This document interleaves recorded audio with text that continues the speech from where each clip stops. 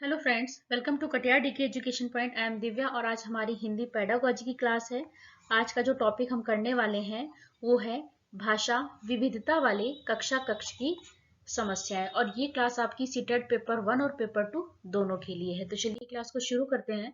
ये पहले के जो टॉपिक हैं 4 वो हमने कर लिए हैं। आज हमारा टॉपिक नंबर 5 है भाषा विविधता वाले कक्ष की समस्याएं। तो चलिए शुरू करते हैं। हमारा टॉपिक नंबर 5, भाषा विविधता क्या है बेटा?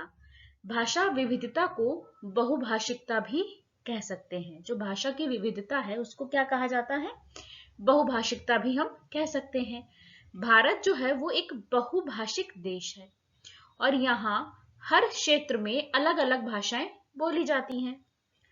जब एक ही कक्षा में अलग अलग स्थानों से बच्चे आते हैं तो उनकी मातृभाषाएं अलग अलग होती हैं। ऐसी कक्षा को भाषा विविधता वाली कक्षा कहा जाता है। क्या बताया इसने कि जो भाषा विविधता है उसको हम बहुभाषिकता भी कह सकते हैं। और भारत जो है वो क्या है, एक बहुभाषिक देश है। तो हमारे यहाँ हर क्षेत्र के अलग अलग जो है भाषाएं वो बोली जाती हैं हर क्षेत्र में।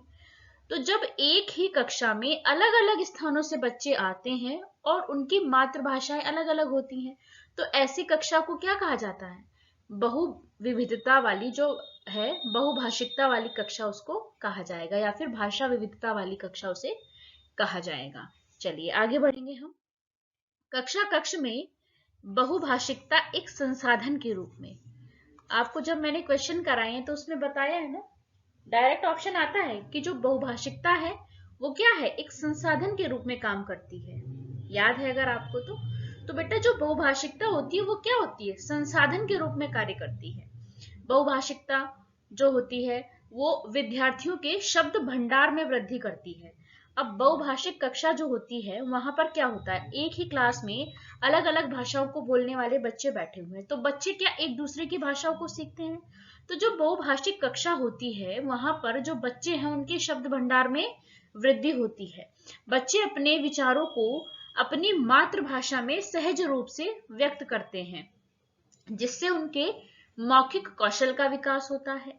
बहुभाषिकता का गुण बच्चों में रचनात्मकता का विकास करने में सहायक होता है। जो बहुभाषिकता का गुण होता है वो बच्चे में रचनात्मकता का विकास करने में सहायक होता है। इसीलिए जब आप क्वेश्चन सॉल्व करते हैं बेटा तो आपने ऑप्शन में पढ़ा होगा कि जो बहुभाषिकता वो संसाधन के रूप में काम करती है। बच्चे की मातृभाषा का हमें सम्मान करना चाहिए, ये ऑप्शन भी आपको देखने को मिलता है। बच्चे को उसकी मातृभाषा में बात करने के हमें ज्यादा से ज्यादा अवसर देने चाहिए। तो वो सब यही तो है। अब आपको समझ में आ गया कि बहुभाषिक कक्षा जो होती है वहां पर क्या होता है, जब बच्चे एक दूसरे से अपनी भाषा में बात करते हैं तो बच्चों के शब्द भंडार में वृद्धि हुई, ठीक है। और बच्चा जो है अपनी मातृभाषा में अपनी बात को सहज रूप से व्यक्त कर पाता है जिससे क्या होता है, उसके मौखिक कौशल का विकास होता है। और जो बहुभाषिकता का गुण होता है उससे बच्चे में रचनात्मकता का विकास जो है होता है। चलिए अगला पॉइंट क्या है, कक्षा में विभिन्न भाषाओं का प्रयोग करना सांस्कृतिक आदान प्रदान का भी माध्यम है। जब बच्चे विभिन्न भाषाओं में बात करेंगे तो जो उनकी संस्कृति है वो उसको भी तो समझेंगे। तो कक्षा में विभिन्न भाषाओं का प्रयोग करना क्या है, सांस्कृतिक आदान प्रदान का भी माध्यम है। भिन्न भिन्न भाषाओं के प्रयोग करने से सभी छात्रों को एक दूसरे की जो भाषा है वो समझने का अवसर मिलता है। बच्चे जब हैं अलग अलग भाषाओं में जो बात करते हैं तो क्या होता है, जो बच्चा बोल रहा है उसकी मातृभाषा दूसरा बच्चा सुनता है तो वो समझता है।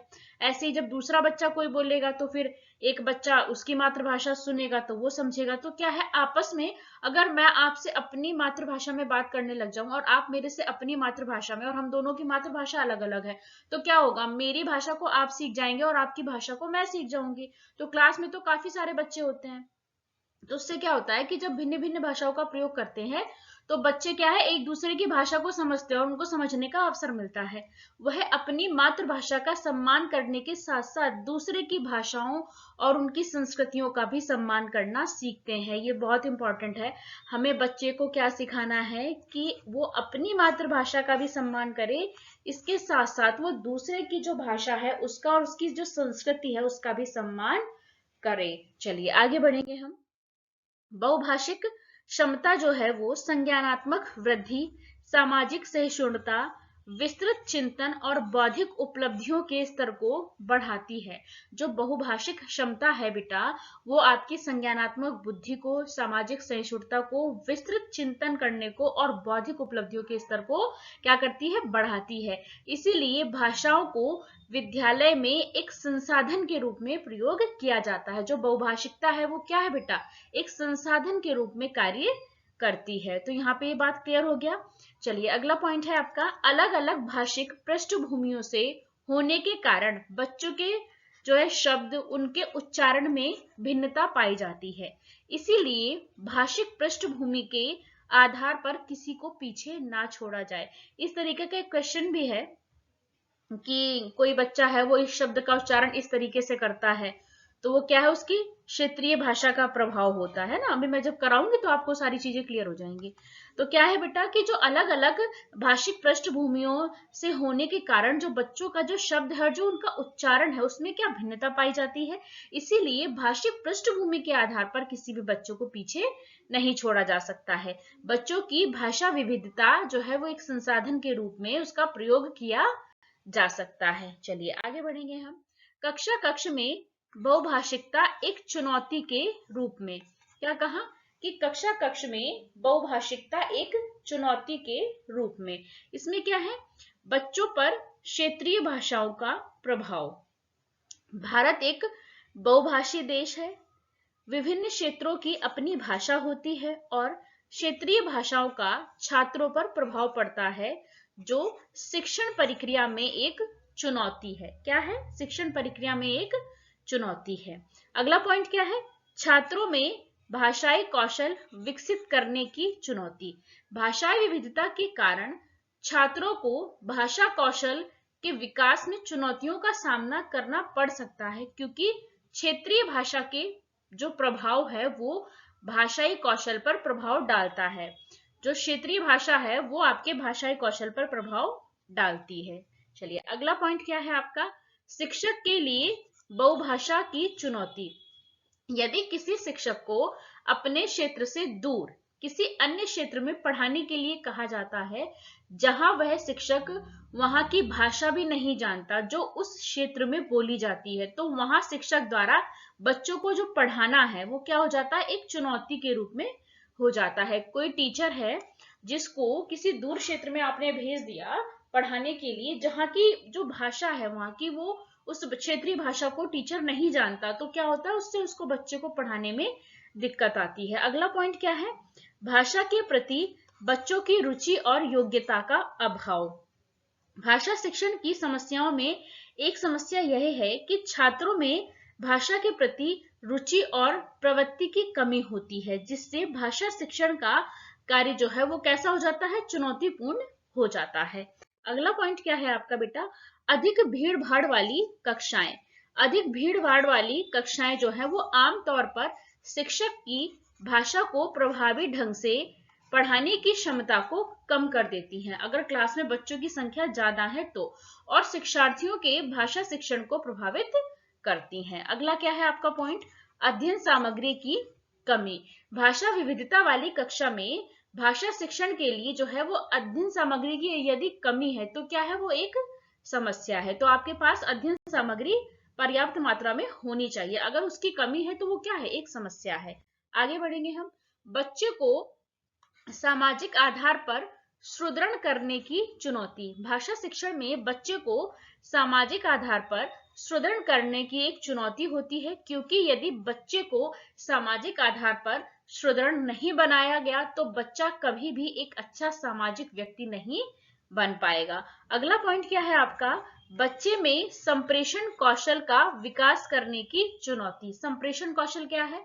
बच्चे में संप्रेषण कौशल का विकास करने के लिए भाषा पर नियंत्रण एवं इसमें कुशलता आवश्यक है, किंतु क्षेत्रीय भाषाओं के प्रभाव से इसमें कई बार क्या होता है? समस्या उत्पन्न हो जाती है। किस वजह से? जो क्षेत्रीय भाषा का प्रभाव होता है उसकी वजह से। चलिए आगे बढ़ते हैं हम। भाषाई विविधता वाले कक्ष में शिक्षण में आने वाली समस्याओं का समाधान कैसे करना है। जो बहुभाषिकता वाली कक्षा होती है वहां पे जो समस्याएं आती हैं शिक्षण में, तो उनका समाधान कैसे आप करेंगे। बहुभाषिक कक्षा में शिक्षण प्रक्रिया के दौरान अध्यापक को सदैव विद्यार्थियों को अपनी मातृभाषा में बोलने के अवसर प्रदान करने चाहिए। क्या करना चाहिए, टीचर को कहना चाहिए कि बच्चा जो है वो अपनी मातृभाषा में बोले। अभी आपने चुनौतियां पढ़ी, अब उन जो समस्याएं हैं उनका समाधान कैसे करेंगे आप, वो क्या है, यही मैंने बताई। ये जो पॉइंट है ना बेटा कि बच्चे को अपनी मातृभाषा में बोलने के अवसर दे, ये आपको क्वेश्चंस के ऑप्शन में डायरेक्ट दिखेगा बिल्कुल ऐसे ही, तो ये आप अच्छे से समझेंगे। अगला पॉइंट क्या है आपका, भाषा शिक्षण जो है वो बहुभाषिक होना चाहिए। भाषा का जो शिक्षण है वो कैसा होना चाहिए, बहुभाषिक होना चाहिए। केवल कई भाषाओं के शिक्षण के ही अर्थ में नहीं बल्कि शिक्षण कार्य की तैयारी के रूप में, ताकि बहुभाषिक कक्षा जो है एक संसाधन के तौर पर प्रयोग में उसको लाया जा सके।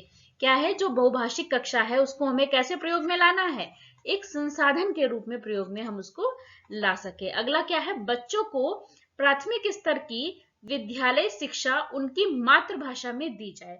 प्राथमिक स्तर तक की जो बच्चों को शिक्षा दी जाए वो कैसे दी जाए बेटा, उनकी मातृभाषा में दी जाए। ये आरटी ने भी कहा है कि बच्चों को जो है जो शिक्षण दिया जाए वो उनकी मातृभाषा में भी दिया जाए, जिससे शिक्षण अधिगम प्रक्रिया जो है सरल एवं छात्रों के लिए सहज हो सके। तो क्या बोला गया यहाँ पर कि बच्चों को प्राथमिक स्तर तक तो जो भी शिक्षण कार्य कराया जाए वो कैसे कराया जाए, उनकी मातृभाषा में ही कराया जाना चाहिए। आगे बढ़ेंगे हम, बच्चे प्रारंभ से ही बहुभाषिक शिक्षा प्राप्त कर सके, इसके लिए त्रिभाषा फॉर्मूला को उसके मूल भाव के साथ लागू किए जाने की जरूरत है, ताकि वह बहुभाषी देश में बहुभाषी संवाद के माहौल को बढ़ावा दे सके। अगला पॉइंट क्या है आपका, गैर हिंदी भाषी राज्यों में बच्चे हिंदी सीखते हैं। हिंदी प्रदेशों के मामले में बच्चे वह भाषा सीखें जो उस क्षेत्र में नहीं बोली जाती है। यहाँ से पॉइंट क्लियर हो बेटा कि जो गैर हिंदी भाषी राज्य हैं वहां पर क्या बच्चे हिंदी सीखें, और जो हिंदी प्रदेश हैं वहां पर बच्चे उस भाषा को सीखें जो उनके क्षेत्र में नहीं बोली जाती है। अगला पॉइंट क्या है आपका, बहुभाषिक कक्षा में शिक्षण अधिगम प्रक्रिया को सरल बनाने के लिए अध्यापक को समृद्ध भाषिक परिवेश का निर्माण करना चाहिए। क्या करना चाहिए टीचर को, अगर आप बच्चे को पढ़ा रहे हैं और आप अपनी शिक्षण अधिगम प्रक्रिया को सरल बनाना चाहते हैं तो आपको क्या करना पड़ेगा, समृद्ध भाषिक परिवेश का निर्माण करना पड़ेगा। ये ऑप्शंस मैंने आपको शायद कल की क्लास में कराए थे, जो क्वेश्चन हिंदी के, वहां पर ये ऑप्शन था समृद्ध भाषिक परिवेश का निर्माण करना। चलिए आगे बढ़ेंगे। अब चैप्टर तो हमने समझ लिया कि भाषा विविधता वाले कक्षा कक्ष की समस्याएं, वो तो हमने पढ़ लिया, चैप्टर तो हम कंप्लीट कर चुके हैं, लेकिन कुछ इंपॉर्टेंट पॉइंट है बेटा जहां से आपके क्वेश्चन पेपर में क्वेश्चन पूछे जाते हैं। अब हम वो भी इसी के साथ ही कंप्लीट कर लेंगे। तो वो क्या है बेटा, कोड मिश्रण और कोड स्विचिंग। कोड मिश्रण और कोड स्विचिंग क्या है बेटा, कोड आप देख रहे हैं, कोड मिश्रण यानी मिक्स करना, कोड मिक्सिंग। तो कोड मिक्सिंग का अर्थ होता है एक ही बात या कथन में दो या दो से अधिक भाषाओं के शब्दों का प्रयोग करना। क्या होता है बेटा, कोड मिक्सिंग क्या होता है कि जब आप कोई बात बोल रहे हैं, कोई बात बता रहे हैं, तो बोलते समय आप दो या दो से अधिक भाषाओं के शब्दों का प्रयोग करते हैं। जैसे आपने कोई बात शुरुआत तो करी आपने हिंदी में, लेकिन बोलते बोलते आपने बीच में इंग्लिश अंग्रेजी भाषा के शब्दों का इस्तेमाल कर दिया। तो ये क्या हुआ, आपने हिंदी और इंग्लिश को मिला दिया। अपनी बात कहने के लिए आपने हिंदी भाषा और अंग्रेजी भाषा के जो है शब्दों को मिला दिया, तो वो क्या हुआ, कोड मिक्सिंग हो गया। जरूरी नहीं हिंदी अंग्रेजी, आप कोई भी भाषा ले सकते हैं। आप पंजाबी और गुजराती में बात करने लग जाएं, आपने कुछ बोलना था, पंजाबी से शुरू किया, बोलते बोलते गुजराती भाषा के शब्दों का भी आपने इस्तेमाल कर दिया उसमें। तो क्या हुआ, जब दो भाषाओं के शब्दों का प्रयोग आप करते हैं, एक ही बात को बोल रहे हैं, आप कुछ बता रहे हैं और बोलते समय आप दो या दो से अधिक भाषाओं के शब्दों का प्रयोग करते हैं, तो वो क्या है, कोड मिक्सिंग। आपने क्या किया, दो भाषाओं के शब्दों को मिक्स कर दिया अपनी बात बोलते समय, तो ये क्या है बेटा, कोड मिक्सिंग है। अगला क्या है, कोड स्विचिंग। कोड स्विचिंग मतलब स्विच कर गए आप, बोलते समय आप एक भाषा से दूसरी भाषा में आपने स्विच किया।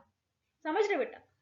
आपने बोलना शुरू किया, आपने अपनी बात को किसी भी भाषा में बोलना शुरू किया, लेकिन करते करते आप बात करते करते अचानक से दूसरी भाषा में आपने स्विच कर लिया। तो ये क्या है? कोड स्विचिंग है। कोड मिक्सिंग में क्या था? आपने दो भाषाओं के शब्दों का मिक्सर किया, दो भाषाओं के शब्दों का इस्तेमाल किया। वो क्या है? कोड मिक्सिंग है। ठीक है। कोड स्विचिंग में क्या था बेटा? आप बोल रहे थे और बोलते बोलते एक भाषा से दूसरी भाषा में आप बिल्कुल स्विच कर गए। माना आपने हिंदी में बोलना शुरू किया था, लेकिन बोलते बोलते आपने फिर बिल्कुल इंग्लिश में बात करनी शुरू कर दी। मतलब जब तक आप हिंदी में बोल रहे थे तब तक हिंदी में बोले, लेकिन फिर जैसे आपने स्विच किया और आपने जो दूसरी भाषा में बोलना शुरू किया था ना, फिर आपने बस वही भाषा बोली, तो एकदम से स्विच कर गए। स्विचिंग में आप एक भाषा से दूसरी भाषा में स्विच करते हैं, लेकिन मिक्सिंग में क्या करते हैं? माना आप हिंदी में बोल रहे थे, फिर एक दो शब्द अंग्रेजी के बोल दिए, फिर हिंदी पे बोलने लगे। तो अब क्या करना है? आप मिक्स कर रहे हैं दो भाषाओं के शब्दों को। ठीक है। तो अगर आपसे कोई कहे कि आप हिंदी के टीचर हैं, आप हिंदी के टीचर हैं, एक पूरा वाक्य बोला गया, लेकिन इसमें टीचर शब्द तो अंग्रेजी का है ना बेटा, तो ये क्या हो गया? कोड मिक्सिंग हो गई।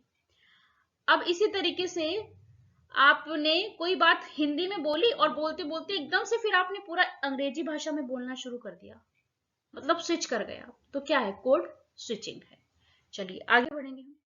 भाषा अंतरण, ये क्या है?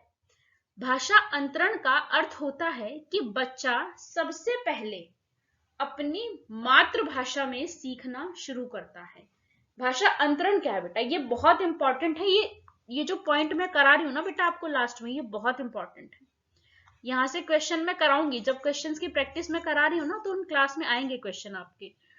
तो बेटा भाषा अंतरण क्या है? भाषा अंतरण का अर्थ होता है कि बच्चा सबसे पहले अपनी मातृभाषा में सीखना शुरू करता है और फिर उसकी मदद से दूसरी या तीसरी भाषा को वो सीखता जाता है। तो इसे क्या कहते हैं? भाषा अंतरण कहते हैं। कि बच्चा सबसे पहले जो है वो अपनी मातृभाषा में सीखना शुरू करता है और फिर उसकी मदद से वो दूसरी और तीसरी भाषा जो है वो सीखता जाता है। तो इसे क्या कहते हैं? भाषा अंतरण कहते हैं। अब अगला पॉइंट है आपका ऋणात्मक द्विभाषावाद। बहुत इंपॉर्टेंट है। ऋणात्मक मतलब आप समझ रहे हैं, किसी चीज को मतलब कम कर दिया। ऋणात्मक द्विभाषावाद, इसमें क्या होता है बेटा? जो व्यक्ति अपनी मूल भाषा में धीरे धीरे बदलाव या उपयोग में उसके कमी हो जाती है। व्यक्ति की जो मूल भाषा है उसमें धीरे धीरे बदलाव या उसके उपयोग में कमी हो जाना। जो उसकी मूल भाषा थी अब वो उसका उपयोग नहीं कर रहा, उसके उपयोग में कमी आ गई है और दूसरी भाषा का प्रयोग करने लगा है, तो वो क्या है? ऋणात्मक द्विभाषावाद है। दूसरी भाषा के प्रयोग करते करते अपनी पिछली भाषा का उपयोग का कम हो जाना, तो ये क्या है? ऋणात्मक द्विभाषावाद है। माना आपकी मातृभाषा हिंदी थी, ठीक है, आप हिंदी में बात करते थे, लेकिन आप कहीं ऐसी जगह चले गए जहां पे इंग्लिश में ही बात करते हैं सब। तो अब क्या हुआ कि वहां पर क्योंकि सब इंग्लिश में ही बात करते हैं, तो आप भी इंग्लिश में ही बात करने लगे और जो आपकी मूल भाषा थी उसके उपयोग में क्या हो गई? कमी हो गई। अब आप हिंदी भाषा का उपयोग नहीं करते हैं क्योंकि उसकी जगह किसने ले ली? उस दूसरी भाषा ने, जिसका प्रयोग अब आप कर रहे हैं। तो क्या हुआ? आपकी मूल भाषा के उपयोग में क्या हो गया? कमी हो गई। तो वही है कि व्यक्ति की मूल भाषा के उपयोग में कमी हो जाती है, दूसरी भाषा के प्रयोग करते करते अपनी पिछली भाषा का उपयोग जो है वो कम होना क्या है बेटा? ऋणात्मक द्विभाषावाद कहलाता है। चलिए आगे बढ़ेंगे हम। ये क्या है बेटा? बिक्स, कैल्प। ये दोनों किसने दिए थे? बिक्स और कैल्प के बारे में किसने बताया? जिम क्यूमिन ने बताया। किसने बताया बेटा? इसकी बात किसने की? जिम क्यूमिन ने की। बिक्स क्या है बेटा? Basic interpersonal communication skill. क्या है? बिक्स है। कैल्प क्या है बेटा? कॉग्निटिव एकेडमिक लैंग्वेज प्रोफिशिएंसी, ये क्या है? कैल्प है। ये बहुत इंपॉर्टेंट है। बिक्स क्या है बेटा? कि आप अपनी रोजमर्रा की जिंदगी में जब आप बात करते हैं तो अपनी जो बिक्स स्किल है बेटा, रोजमर्रा की बातचीत के लिए जरूरी है। जैसे आप अपने घर परिवार में बात करते हैं, अपने दोस्तों से बात करते हैं, अपने आसपास के लोगों से बात करते हैं, आप फोन पर किसी से बात करते हैं, तो ये सब क्या है? आपकी डेली लाइफ में आप जिस भाषा का उपयोग अपने घर पर अपने आसपास के लोगों के साथ करते हैं, वो क्या है बेटा? बिक्स है। कैल्प क्या है? ये आपकी एकेडमिक सफलता के लिए जरूरी है। जैसे आप क्लास में आप डिस्कशन करते हैं तो वहां आप किस तरीके की भाषा का उपयोग करते हैं, ये आपकी एकेडमिक लैंग्वेज है। कैल्प क्या है बेटा? ये एकेडमिक लैंग्वेज है। ठीक है, तो आप क्लासरूम में आप डिस्कशन में जब हिस्सा लेते हैं, आप निबंध लिखते हैं, तो वहां जिस तरीके की आप भाषा का इस्तेमाल करते हैं वो किसका हिस्सा है? कैल्प का है। तो ये डिफरेंस है। जो बिक्स है वो क्या है? वो आपकी सरल भाषा है। मतलब कि आपकी डेली लाइफ में आप अपनी रोजमर्रा में जो बातचीत करते समय जिस भाषा का इस्तेमाल कर रहे हैं वो किसके अंदर आएगा बेटा? बिक्स के अंदर।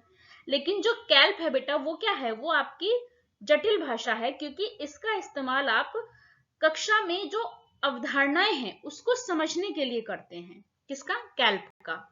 ये क्लियर हो गया आपका? इन दोनों में डिफरेंस पता चल गया। इनकी बात किसने की? जिम क्यूमिन ने की।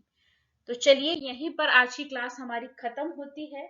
मैंने आपको कुछ 6 पॉइंट नए बताए हैं जो इस चैप्टर से अलग थे, लेकिन मैंने आपको यही समझा दिए क्योंकि आज का जो हमारा टॉपिक था वो क्या था? बहुभाषिकता। तो यहाँ पे भी भाषा की ही बात की गई थी इन 6 पॉइंट में, इसीलिए मैंने आपको यहीं पे इनको करा दिया। जब इनसे रिलेटेड मैं क्वेश्चन कराऊंगी बेटा आपको, तो आपको ये सारे पॉइंट बहुत अच्छे से क्लियर हो जाएंगे। वीडियो अच्छी लगे तो लाइक करें, शेयर करें, चैनल को सब्सक्राइब करें। Thanks for watching this video.